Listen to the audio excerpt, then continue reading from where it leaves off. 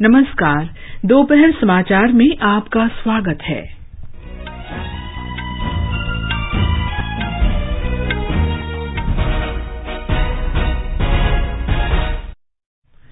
प्रधानमंत्री नरेंद्र मोदी ने उत्तराखंड में 3,400 करोड़ रुपए से अधिक लागत की कई विकास परियोजनाओं की आधारशिला रखी। गृहमंत्री अमित शाह ने कहा, पिछले कुछ वर्षों में देश के आंतरिक सुरक्षा परिदृश्य में सकारात्मक बदलाव आया। गृहमंत्री ने आतंकवाद से मुकाबला करने में सीमापार सहयोग का आह्वान किया। श्री शाह ने नई दिल्ली में इंटरपोल महासभा की 90वीं बैठक के समापन सत्र को संबोधित किया। प्रधानमंत्री 10 लाख नौकरी देने के विशाल भर्ती अभियान रोजगार मेला का कल शुभारंभ करेंगे। भारतीय अंतरिक्ष अनुसंधान संगठन इसरो 2024 तक भारतीय अंतरिक्ष यात्रियों को अंतरिक्ष में भेजेगा। फीफा अंडर 17 महिला विश्व कप के क्वार्टर फाइनल में आज अमेरिका का सामना नाइजीरिया से और जर्मनी का मुकाबला ब्राजील से होगा। 2020 क्रिकेट विश्व कप में वेस्टइंडीज अंतिम ग्रुप मुकाबले में आयरलैंड से हारकर प्रतियोगिता से बाहर। दोपहर समाचार में नीलम मलकानिया के साथ मैं कनकलता। प्रधानमंत्री नरेंद्र मोदी ने आज उत्तराखंड के विकास के लिए 34 अरब रुपए से अधिक की संपर्क परियोजनाओं की आधारशिला रखी। इनमें गौरीकुंड से केदारनाथ और गोविंद घाट से हेमकुंड साहिब को जोड़ने वाली 2 नई रोपवे परियोजनाएं शामिल हैं। प्रधानमंत्री नरेंद्र मोदी ने कहा है कि केदारनाथ और बद्रीनाथ धाम आकर वे धन्य हो गए। बद्रीनाथ में जनसभा को संबोधित करते हुए उन्होंने ये बात कही। आज बाबा केदार और बद्री विशाल जी के दर्शन करके, उनके आशीर्वाद प्राप्त करके जीवन धन्य हो गया, मन प्रसन्न हो गया और ये पल मेरे लिए चिरंजीव हो गए। श्री मोदी ने कहा कि नए रोपवे के निर्माण से तीर्थयात्रियों को सुविधा होगी। और आपके बीच आकर मुझे 2 रोपवे प्रोजेक्ट के शिलान्यास का सौभाग्य मिला है। इससे केदारनाथ जी और गुरुद्वारा हेमकुंड साहब के दर्शन करना और आसान हो जाएगा। ये रोपवे ने खंभे, तार, अंदर बैठने के लिए कार, इतना मात्र नहीं है। ये रोपवे तेज गति से आपको बाबा के पास ले जाएगा, इतना नहीं है। इसके होने से, इस पे काम करने वाले लोगों से आप कल्पना नहीं कर सकते हैं मेरे देश के 130 करोड़ देशवासियों के आशीर्वाद उन पर बरसने वाले हैं। प्रधानमंत्री ने कहा कि अब हर श्रद्धालु के लिए आस्था के केंद्र पहुंचना सरल हो गया है। काशी, उज्जैन, अयोध्या, अनगिनत ऐसे श्रद्धा के केंद्र अपने गौरव को पुनः प्राप्त कर रहे हैं। केदारनाथ, बद्रीनाथ, हेमकुंड साहब, वे भी श्रद्धा को संभालते हुए आधुनिकता से उसकी सुविधाओं से जोड़ा जा रहा है। अयोध्या में इतना भव्य राम मंदिर बन रहा है। गुजरात के पावागढ़ में मां कालिका के मंदिर से लेकर देवी विंध्याचल के कॉरिडोर तक भारत अपने सांस्कृतिक उत्थान का आह्वान कर रहा है। और जो व्यवस्थाएं विकसित हो रही है वो हमारे बड़े बुजुर्गों के लिए तो सुविधा है। श्री मोदी ने कहा कि आज पूरा देश अपने आध्यात्मिक केंद्रों को लेकर गर्व महसूस कर रहा है। आज पूरा देश अपने आध्यात्मिक केंद्रों को लेकर गर्व के भाव से भर गया है। उत्तराखंड की ये देवभूमि स्वयं इस परिवर्तन की साक्षी बन रही है। डबल इंजन की सरकार बनने से पहले केदारनाथ में एक सीजन में ज्यादा से ज्यादा 5 लाख श्रद्धालु आया करते थे। अभी जीवन सीजन में ये संख्या मुझे बता रहे हैं 45 लाख। इससे पहले प्रधानमंत्री ने आज सवेरे उत्तराखंड में केदारनाथ और बद्रीनाथ धामों में पूजा अर्चना की। संपर्क परियोजनाओं से सीमावर्ती क्षेत्रों में सभी मौसम के अनुकूल सड़क संपर्क उपलब्ध होगा और गढ़वाल क्षेत्र में संपर्क तथा धार्मिक पर्यटन को बढ़ावा मिलेगा। गृह मंत्री अमित शाह ने कहा है कि पिछले कुछ वर्षों में देश के आंतरिक सुरक्षा परिदृश्य में सकारात्मक बदलाव आया है। उन्होंने कहा कि इस दौरान पूर्वोत्तर, जम्मू कश्मीर और वाम उग्रवाद से प्रभावित क्षेत्रों में हिंसक घटनाओं में काफी कमी आई है। देश भर के पुलिस फोर्स और सीएपीएफ के जवान अपने प्राणों की परवाह करे बगैर आंतरिक सुरक्षा और देश की सीमाओं की सुरक्षा को सुनिश्चित कर रहे हैं। इसी के कारण आज देश विकास के पथ पर आगे बढ़ा है। अभी अभी पूरी दुनिया ने कोविड की महामारी का सामना किया है। जहां तक भारत का सवाल है, हमने देखा है कोविड महामारी से निपटने के लिए जिस प्रकार से समग्र देश ने सामूहिक रूप से एक प्रयास किया, इसमें मेरी पुलिस फोर्स के जवान सबसे अग्रसर रहे। श्री शाह ने पुलिस स्मृति दिवस पर दिल्ली में राष्ट्रीय पुलिस स्मारक पर शहीद पुलिसकर्मियों को श्रद्धांजलि अर्पित की। उन्होंने कहा कि प्रधानमंत्री नरेंद्र मोदी के नेतृत्व में देश की आंतरिक सुरक्षा को मजबूत करने के लिए कई कदम उठाए गए हैं। गृह मंत्री ने कहा कि केंद्र सरकार पुलिसकर्मियों के समग्र कल्याण के लिए प्रतिबद्ध है। नरेंद्र मोदी सरकार सैनिक कल्याण के लिए भी प्रतिबद्ध है। स्वास्थ्य की सेवा, हाउसिंग सेटिस्फेक्शन रेशियो और ड्यूटी के समय का रोस्टर को मानवीय बनाना, ये तीनों चीजों को गृह मंत्रालय ने बहुत अच्छे तरीके से हाथ में लेकर निश्चित परिणाम हासिल किए हैं। हमारे जवानों का आयुष्मान सीएपीएफ योजना के माध्यम से मोदी सरकार ने लगभग 35 लाख कार्ड वितरित किए हैं और अब तक 20 करोड़ से ज्यादा राशि इसका भुगतान भी किया गया है। पुलिस स्मृति दिवस सर्वोच्च बलिदान करने वाले देश के पुलिसकर्मियों के सम्मान में हर साल 21 अक्टूबर को मनाया जाता है। लद्दाख के राज्यपाल आरके माथुर ने आज लेह में पुलिस स्मृति दिवस के अवसर पर पुलिस स्मारक पर पुष्पमाला अर्पित की। लद्दाख की पुलिस ने भी 21 अक्टूबर को पुलिस झंडा दिवस मनाया। इस अवसर पर श्री माथुर ने कहा कि देश के नवीनतम पुलिस बल ने केंद्र शासित लद्दाख के अनेक क्षेत्रों में उल्लेखनीय और सराहनीय कार्य किए हैं। उन्होंने 1959 में इस पुलिस बल द्वारा पूर्वी लद्दाख के हॉट स्प्रिंग में सर्वोच्च बलिदान का स्मरण किया। श्री माथुर ने कहा कि लद्दाख क्षेत्र के लिए पुलिस स्मृति दिवस का विशेष महत्व है। उन्होंने कहा कि लद्दाख की स्थानीय पुलिस ने जम्मू कश्मीर में आतंकवाद के खिलाफ बड़ी कार्रवाइयां की हैं। राज्यपाल ने इस अवसर पर लेह पुलिस द्वारा आयोजित रक्तदान शिविर का भी उद्घाटन किया। राष्ट्रीय एकता दिवस पर लद्दाख पुलिस आज से 31 अक्टूबर तक अनेक कार्यक्रम आयोजित कर रही है। गृह मंत्री अमित शाह ने सीमा पार आतंकवाद से निपटने के लिए सभी देशों से सहयोग का आह्वान करते हुए कहा कि इसके लिए इंटरपोल आवश्यक है। उन्होंने आतंकवाद की वैश्विक परिभाषा की जरूरत पर जोर दिया और आतंकवाद को मानवाधिकारों का सबसे बड़ा उल्लंघन बताया। श्री शाह ने आज नई दिल्ली में इंटरपोल महासभा के 90वें सत्र को संबोधित करते हुए ये बात कही। उन्होंने इंटरपोल को आतंकवादी गतिविधियों के खिलाफ वास्तविक समय सूचना कार्रवाई नेटवर्क स्थापित करने के लिए कहा। श्री शाह ने कहा कि भारत हमेशा आतंकवाद के खिलाफ खड़ा रहा है। श्री शाह ने कहा कि सरकार ने बढ़ते साइबर अपराधों पर रोक लगाने के लिए भारतीय साइबर फोरेंसिक केंद्र का गठन किया है। उन्होंने कहा कि भारत इंटरपोल के सबसे पुराने सदस्यों में से एक है और ये संगठन अंतर्राष्ट्रीय सहयोग के लिए महत्वपूर्ण है। प्रधानमंत्री कल रोजगार मेले का शुभारंभ करेंगे। वीडियो कॉन्फ्रेंस के माध्यम से 10 लाख कर्मियों के भर्ती अभियान रोजगार मेले के पहले चरण में चुने गए 75,000 से अधिक लोगों को नियुक्ति पत्र सौंपे जाएंगे।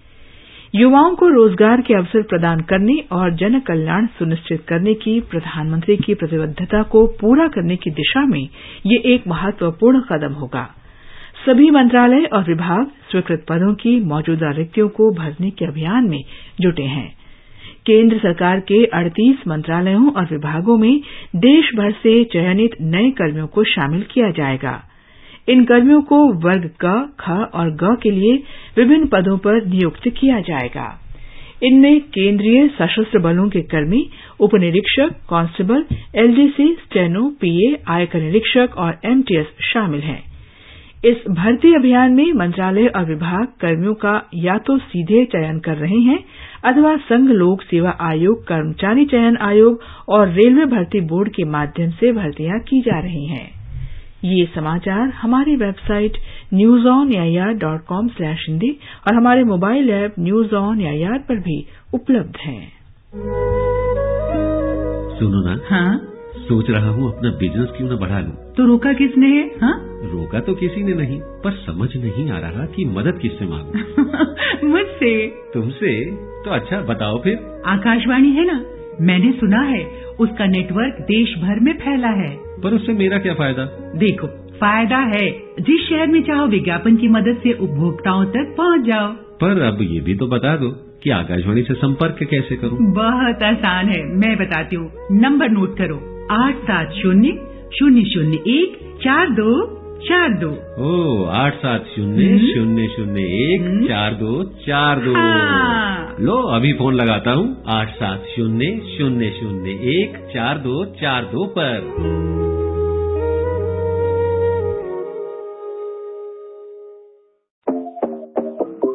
देश भर में धूम मचाए ज्ञान का ये उपहार, मोबाइल पे आजादी क्वेस्ट आया आजादी का इतिहास।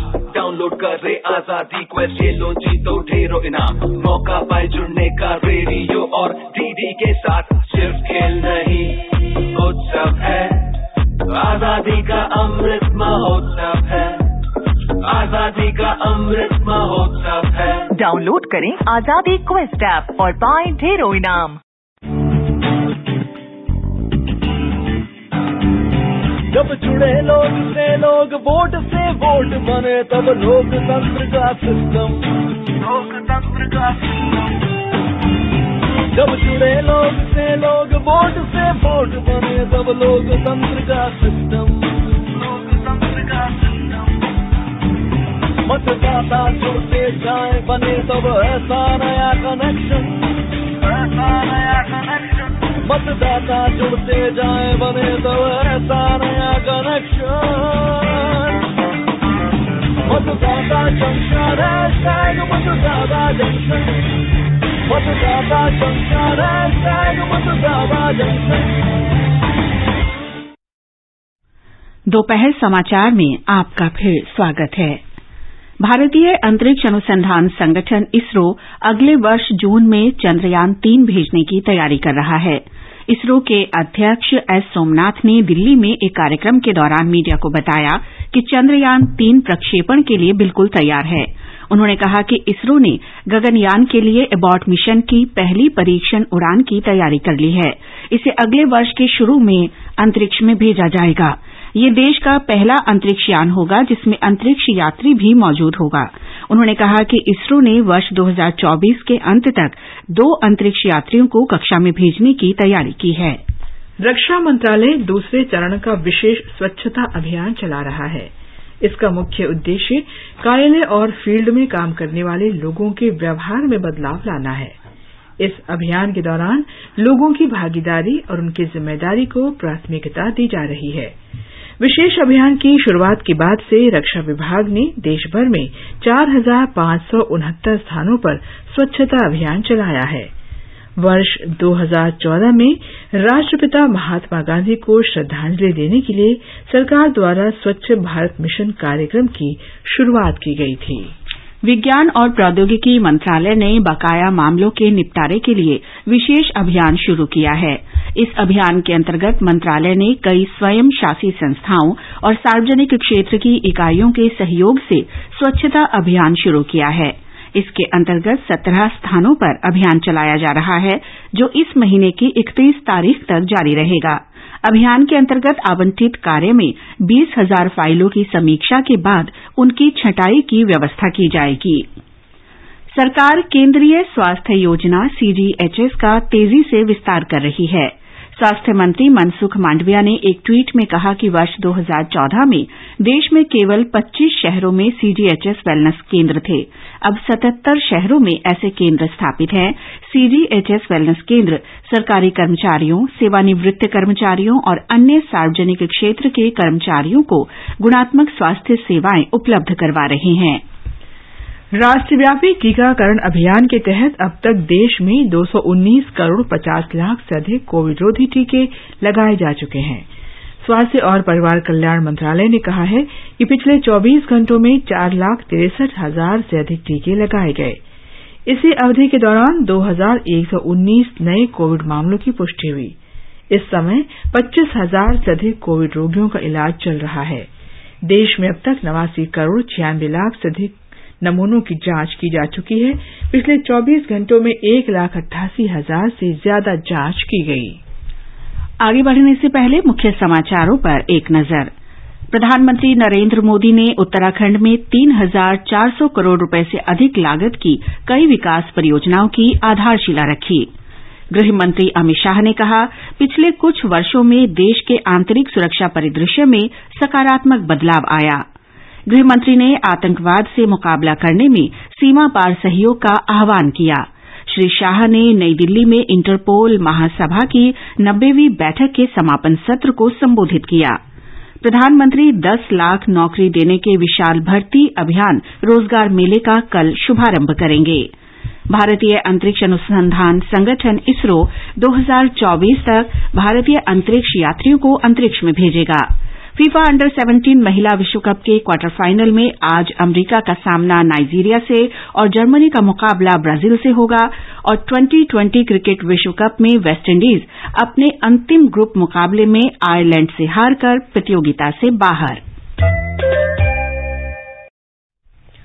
केंद्रीय माध्यमिक शिक्षा बोर्ड ने कहा है कि 16वीं केंद्रीय शिक्षक पात्रता परीक्षा दिसंबर से जनवरी के बीच ऑनलाइन संचालित होगी। परीक्षा की निश्चित तिथि उम्मीदवारों के प्रवेश पत्रक में दी जाएगी। ऑनलाइन आवेदन प्रक्रिया 31 अक्टूबर से शुरू होगी और 24 नवंबर तक आवेदन जमा किए जा सकेंगे। आकाश तत्व पर पहला सम्मेलन 5 से 7 नवंबर तक देहरादून में आयोजित होगा। 3 दिन के इस सम्मेलन में जीवन के लिए आकाश तत्व को लेकर पारंपरिक और आधुनिक ज्ञान के बीच सामंजस्य पर विचार विमर्श होगा। केंद्रीय मंत्री डॉक्टर जितेंद्र सिंह ने मीडिया से बातचीत में इसकी जानकारी दी। फीफा अंडर 17 महिला विश्व कप के पहले क्वार्टर फाइनल में अमेरिका का मुकाबला नाइजीरिया से होगा। ये मैच शाम 4:30 बजे नवी मुंबई के डीवाई पाटिल स्टेडियम में खेला जाएगा। दूसरे क्वार्टर फाइनल में ग्रुप बी की शीर्ष टीम जर्मनी ग्रुप ए की उपविजेता ब्राजील से खेलेगी। ये मुकाबला रात 8 बजे से होगा। निशानेबाजी में भारत के अनीश और सिमरनप्रीत कौर बराड़ की जोड़ी ने कल काहिरा में अंतर्राष्ट्रीय निशानेबाजी खेल परिसंघ ISSF विश्व चैंपियनशिप की 25 मीटर रैपिड फायर पिस्टल स्पर्धा में रजत पदक जीता। प्रतियोगिता में अभी तक भारत ने 10 स्वर्ण, 6 रजत और 10 कांस्य पदक सहित कुल 26 पदक जीते हैं। 5वें खेलो इंडिया युवा खेल 2022 मध्य प्रदेश में अगले वर्ष 31 जनवरी से 11 फरवरी तक आयोजित किए जाएंगे। ये घोषणा कल नई दिल्ली में युवा कार्य और खेल मंत्री अनुराग सिंह ठाकुर ने मध्य प्रदेश के मुख्यमंत्री शिवराज सिंह चौहान की मौजूदगी में की। श्री ठाकुर ने कहा कि खेलो इंडिया युवा खेल प्रतिस्पर्धाएं 8 स्थानों पर आयोजित की जाएंगी। श्री ठाकुर ने बताया कि विभिन्न खेलों में 8,500 से अधिक एथलीटों और खिलाड़ियों के भाग लेने की संभावना है। श्री ठाकुर ने कहा कि मध्य प्रदेश सभी क्षेत्रों में उत्कृष्ट प्रदर्शन कर रहा है और मुख्यमंत्री ने राज्यों में खेलों के लिए बुनियादी ढांचे में सुधार किया है। देश में एक ऐसी पहचान बनी, एक ऐसा प्लेटफॉर्म बना जहां युवा प्रतिभाशाली खिलाड़ियों को अपना प्रदर्शन करने का, प्रतिभा दिखाने का अवसर भी मिला और इस प्लेटफॉर्म से बहुत सारे खिलाड़ी अंतर्राष्ट्रीय स्तर पर खेले भी और मेडल जीते। 2016 से लेकर 2022 तक जहां 2000 खिलाड़ियों से 8,500 खिलाड़ी और एथलीट तक भागीदारी तक पहुंचे। अब 5वां खेलो इंडिया यूथ गेम्स का आयोजन मध्य प्रदेश में होने वाला है। 2 बार की चैंपियन वेस्टइंडीज की टीम ऑस्ट्रेलिया में अपने अंतिम ग्रुप बी क्वालिफाइंग मुकाबले में आयरलैंड से हारकर T20 क्रिकेट विश्व कप से बाहर हो गई। आज होबार्ट में आयरलैंड ने वेस्टइंडीज को 9 विकेट से हरा दिया। जीत के लिए 147 रन के जवाब में आयरलैंड ने 17 ओवर और 3 गेंद में 1 विकेट पर 150 रन बनाकर मैच जीत लिया। भारत का सबसे बड़ा लोक सेवा प्रसारक आकाशवाणी समाचार आजाद भारत की बात आकाशवाणी के साथ श्रृंखला में स्वाधीनता के 75 वर्ष पूरे होने का उत्सव मना रहा है। इस कार्यक्रम में आकाशवाणी के माध्यम से जीवन के विभिन्न क्षेत्रों में स्वाधीनता के बाद भारत की विकास यात्रा के बारे में जानकारी दी जाती है।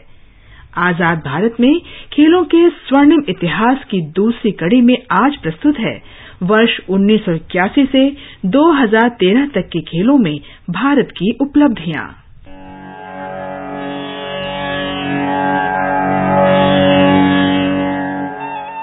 भारत में खेलों के लिए 1982 का साल बेहद खास रहा, जब भारत को एशियाई खेलों की 1951 के बाद दोबारा मेजबानी मिली। एशियाई खेलों का 9वां सत्र 19 नवंबर से 4 दिसंबर तक आयोजित किया गया, जिसमें 33 देशों के 4,595 खिलाड़ियों ने शिरकत की थी। एशियाई खेलों में भारत ने अपना सर्वश्रेष्ठ प्रदर्शन किया और 13 स्वर्ण, 19 रजत और 25 कांस्य सहित कुल 57 पदकों के साथ 5वें स्थान पर रहा। 25 जून 1983 का दिन भारतीय क्रिकेट का यादगार दिन बना, जब ऐतिहासिक लॉर्ड्स के मैदान पर भारत ने कपिल देव की कप्तानी में क्रिकेट विश्व कप जीतकर इतिहास रच दिया। क्रिकेट की दुनिया में ये तीसरा ही विश्व कप था। भारत की इस जीत ने देश के लाखों युवाओं में क्रिकेट के प्रति जुनून पैदा कर दिया। Lost his nerve in the end, did Michael Holding, tried to swing that straight ball with the leg. It's another wicket for Amarnath, now delighted he looks. 140 all out, West Indies. And the margin of their victory, 43 runs. India race into the pavilion with the Prudential Cup players. Athletics की दुनिया में PT Usha, जिन्हें हम the Payoli express और queen of track and field के नाम से भी जानते हैं, उनके योगदान को कभी भुलाया नहीं जा सकता।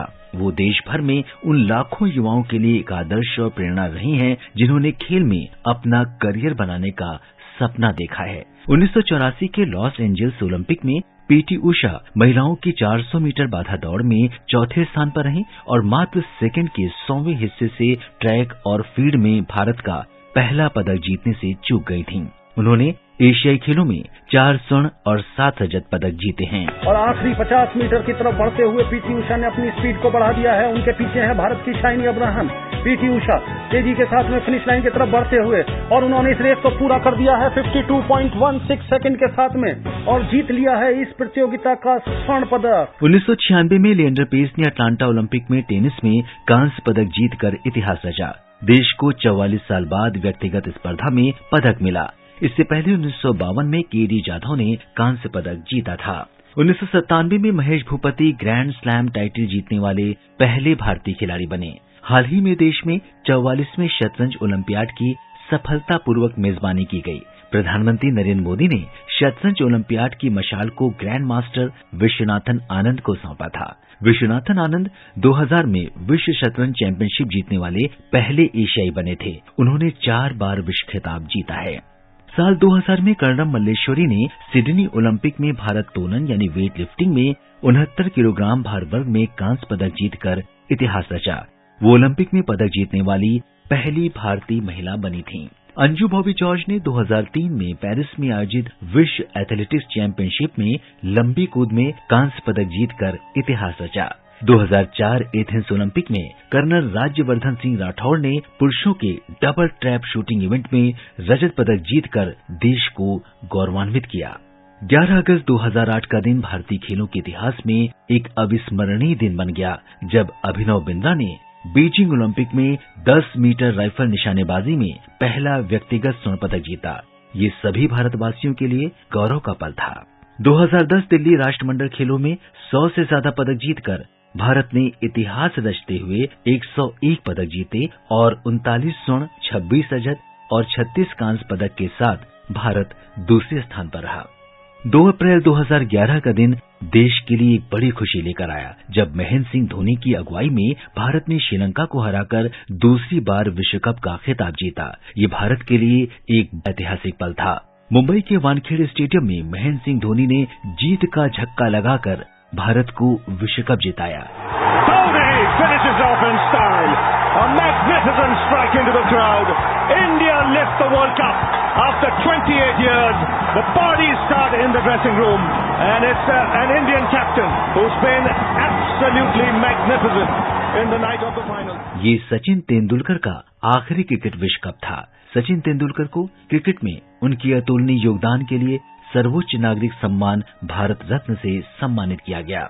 2012 लंदन ओलंपिक में बॉक्सिंग में एमसी मेरी कॉम ने देश का गौरव बढ़ाते हुए कांस्य पदक जीता, तो वहीं बैडमिंटन में साइना नेहवाल ने भारत की झोली में एक और कांस्य डाला। इसके साथ ही ओलंपिक इतिहास में भारत को पहली बार 2 महिला पदक विजेता मिली।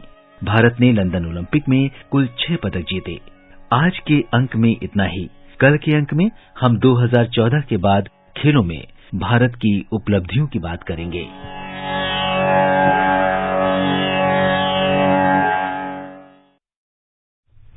आजाद भारत की बात आकाशवाणी के साथ Twitter @AIR news alerts, YouTube channel news on AIR official, news on AIR app, Facebook और इंस्टाग्राम पर भी सुना जा सकता है। ये समाचार आकाशवाणी से प्रसारित किए जा रहे हैं। ताजा समाचार जानने के लिए आप हमारे Twitter handle @AIR news Hindi को फॉलो कर सकते हैं। ये आकाशवाणी है। प्रधानमंत्री नरेंद्र मोदी दीपावली की पूर्व संध्या पर अयोध्या में भव्य दीपोत्सव में शामिल होंगे। उत्तर प्रदेश सरकार ने छठी बार दीपोत्सव का आयोजन किया है और प्रधानमंत्री पहली बार भव्य समारोह में शामिल हो रहे हैं। श्री मोदी भगवान श्री रामलला विराजमान के दर्शन और पूजा अर्चना के बाद श्रीराम जन्मभूमि तीर्थ क्षेत्र का दौरा करेंगे। इसके बाद सरयू नदी के नए घाट पर आरती में शामिल होंगे। इसके बाद ही भव्य दीपोत्सव की शुरुआत होगी। इस अवसर पर 15 लाख से अधिक दीपक जलाए जाएंगे। दिवाली भारत के बड़े त्योहारों में से एक है। देश भर में लोग रंगोली बनाकर, दिवाली पार्टियों का आयोजन करके और स्वादिष्ट व्यंजन तथा मिठाइयां तैयार करके इस त्योहार को विशेष तरीके से मनाते हैं। हालांकि इस शुभ अवसर पर वायु और ध्वनि प्रदूषण चिंता का विषय बना रहता है।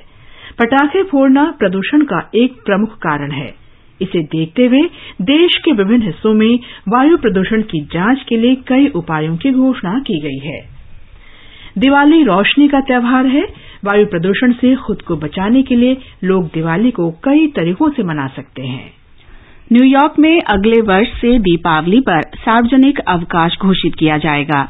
ये घोषणा वहां के मेयर एरिक एडम्स ने की। न्यूयॉर्क में भारत के महावाणिज्य दूत रणधीर जायसवाल ने इसके लिए श्री एडम्स का आभार जताया है। श्री जायसवाल ने कहा कि भारतीय अमरीकी समुदाय लंबे समय से दीपावली पर छुट्टी की मांग कर रहा था। ब्रिटेन में प्रधानमंत्री लिज ट्रस के इस्तीफा देने के बाद कंजर्वेटिव पार्टी का नेता और नया प्रधानमंत्री चुनने के लिए राजनीतिक गतिविधियां बढ़ गई हैं। सभी की नजरें अब कंजर्वेटिव पार्टी नेता ऋषि सुनक, सुएला ब्रावरमैन और पेनी मोर्डांट पर हैं। पार्टी के पिछले चुनाव में दूसरे स्थान पर रहे ऋषि सुनक अब प्रधानमंत्री पद के लिए पसंदीदा उम्मीदवारों में से एक हैं। इस बीच विश्वस्त सूत्रों के अनुसार अभी ये स्पष्ट नहीं है कि बोरिस जॉनसन दोबारा चुनाव लड़ेंगे या नहीं, लेकिन समर्थक उन पर दोबारा चुनाव लड़ने के लिए दबाव डाल रहे हैं। करगिल में 434 किलोमीटर लंबे श्रीनगर लेह राजमार्ग को एक दिन बंद रहने के बाद आज यातायात के लिए फिर से खोल दिया गया। खबरों के अनुसार बजरी नाला, शैतानी नाला, सोनमर्ग, गगनगीर, कुल्लन और गुंड सहित जोजिला दर्रे के कई स्थानों पर ताजा हिमपात के कारण कल राजमार्ग बंद कर दिया गया था। आज मौसम में सुधार के बाद सड़क पर वाहनों को चलने की अनुमति दी गई है। और अब मौसम। दिल्ली और कोलकाता में आसमान साफ रहेगा। मुंबई और चेन्नई में आमतौर पर बादल छाए रहेंगे और हल्की वर्षा होगी या गरज के साथ बौछारें पड़ने की संभावना है। जम्मू और मुजफ्फराबाद में आसमान साफ रहेगा। श्रीनगर और लेह और गिलगित में आंशिक रूप से बादल छाए रहने का अनुमान है। अंत में मुख्य समाचार एक बार फिर। प्रधानमंत्री नरेंद्र मोदी ने उत्तराखंड में 3,400 करोड़ रुपए से अधिक लागत की कई विकास परियोजनाओं की आधारशिला रखी। गृह मंत्री अमित शाह ने कहा, पिछले कुछ वर्षों में देश के आंतरिक सुरक्षा परिदृश्य में सकारात्मक बदलाव आया। गृह मंत्री ने आतंकवाद से मुकाबला करने में सीमापार सहयोग का आह्वान किया। श्री शाह ने नई दिल्ली में इंटरपोल महासभा की 90वीं बैठक के समापन सत्र को संबोधित किया। प्रधानमंत्री 10 लाख नौकरी देने के विशाल भर्ती अभियान रोजगार मेले का कल शुभारंभ करेंगे। भारतीय अंतरिक्ष अनुसंधान संगठन इसरो 2024 तक भारतीय अंतरिक्ष यात्रियों को अंतरिक्ष में भेजेगा। फीफा अंडर 17 महिला विश्व कप के क्वार्टर फाइनल में आज अमेरिका का सामना नाइजीरिया से और जर्मनी का मुकाबला ब्राजील से होगा। और 2020 क्रिकेट विश्व कप में वेस्टइंडीज अपने अंतिम ग्रुप मुकाबले में आयरलैंड से हारकर प्रतियोगिता से बाहर हो गया है। इसके साथ ही दोपहर समाचार का ये अंक समाप्त हुआ। नमस्कार।